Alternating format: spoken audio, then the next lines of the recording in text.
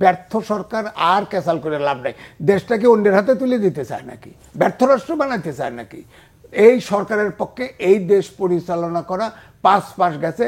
এত দুর্বল, এত অযোগ্য সরকার এই ভূখণ্ডে আসে নাই। যত সময় যাবে সংকট বাড়বে, ধোঁয়াশা কাটাতে একটা রোডম্যাপ দরকার সুনির্দিষ্ট। না দেখেন, আমার কাছে মনে হয় সরকার এমন লেজে গবরে করে ফেলছে, এরা এখন পালাইতে চায়।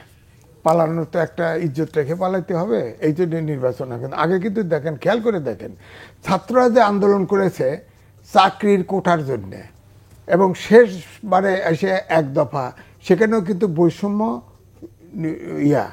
বিলোপ চাইছে। কোথাও সংস্কার ছিল না। সংস্কারটা কিন্তু বিএনপি আগে করেছে, এবং সব দলের সাথে, একমাত্র আওয়ামী লীগ ছাড়া সব দলের সাথে আলোচনা করে শেষমেশ 31 দফা করছে। এই সরকার যদি সংস্কারের জন্য আন্তরিক হতো, প্রথম দিকে খেয়াল করে দেখেন রাজনৈতিক দলগুলোকে এড়ায় চলছে এবং আলাদা আলাদা সংস্কার কমিশন করেছে। হ্যাঁ, তারা করতো কি 31 দফাকে বেজলাইন ধরে আপনার এটার উপরে আলোচনা শুরু করতো। এবং তারেক রহমান কিন্তু বলছে, বিএনপির ভারপ্রাপ্ত চেয়ারম্যান, যে এর ভিতরে ইচ্ছে করলে বাদ দিতে পারে, নিতে পারে। হ্যাঁ, এটা বলছে, তো সে তো স্টিক করে নাই বিএনপি। তো 31 দফার উপরে বেস ধরে কয়েকজন এক্সপার্ট প্রয়োজন নিত, অন্তর্বর্তী সরকার পক্ষ থেকে আলোচনা করতো, সব দলকে রাউন্ড টেবিল করে এক এক করে ফেজ ওয়াইজ আলোচনা করতো, তাহলে কিন্তু সংস্কারটা হতো। অর্থাৎ সব দলের একটা এগ্রিমেন্ট, পাবলিক কমিটমেন্ট নেওয়া হতো, তাই না?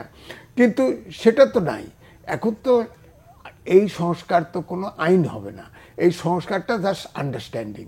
আলটিমেটলি তো নেক্সট পার্লামেন্ট আপনার। কিন্তু এই জায়গায় তো ছাত্র প্রতিনিধিরা বারবারই বলছেন যে শুধু একটি নির্বাচনের জন্য এত রক্ত ঝরেনি। কিসের জন্য রক্ত দিছে বলেন না? কোন সংস্কারের কথা বলছে কোন বক্তৃতায়? বলছে কোটা সংস্কার, সেটা তো গেছে গা, সেটা তো বাদ।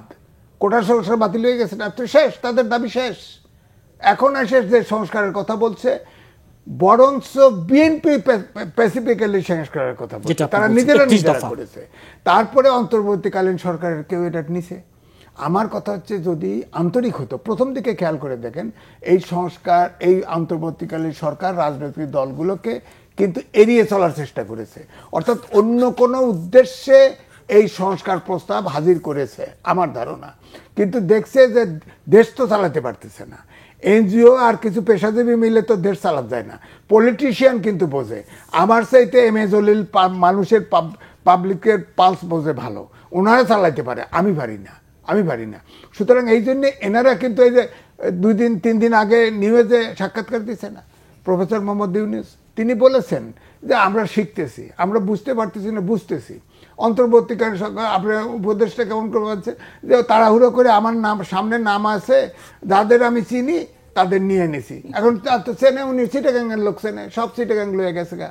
আর উত্তর অঞ্চলের 16 ডিস্ট্রিক্টে একজনও নাই, অন্য জায়গার কেউ নেই, সব চিটাগাং বাহিনী। বৈষম্য তো রয়ে গেল। হ্যাঁ, এখন সব অন্তর্বর্তীকালীন চিটাগাং বাহিনী। হ্যাঁ, তো এটি তো বৈষম্য। বৈষম্য কি দূর করবে? বৈষম্য কোথায়? এইটাই তো বৈষম্য। সরকার নিজেই হিমসেলফ বৈষম্য। এক রিজনের, এক বিভাগের লোক। আমার যুক্তির সময় ধরেন যেটা কয়ে ফেলছে, ডিসেম্বরের ভাগ যে অল্প সংস্কার হলে ডিসেম্বরের ভিতরে, আর একটু বেশি হলে পরে। বেশি টেশি দরকার নেই, ডিসেম্বরের ভিতরে শিডিউল দিতে কোন, ভোটার লিস্ট করে ফেলতে বলেন, মানুষের ভোটার ঠিক করে ফেলান। এত ক্যাসাল করে লাভ নেই। ব্যর্থ সরকার আর ক্যাসাল করে লাভ নেই। দেশটাকে অন্যের হাতে তুলে দিতে চায় নাকি, ব্যর্থ রাষ্ট্র বানাতে চায় নাকি? এই সরকারের পক্ষে এই দেশ পরিচালনা করা পাশ গেছে। এত দুর্বল, এত অযোগ্য সরকার এই ভূখণ্ডে আসে নাই। সুতরাং এরা দ্রুত বিদায় হোক।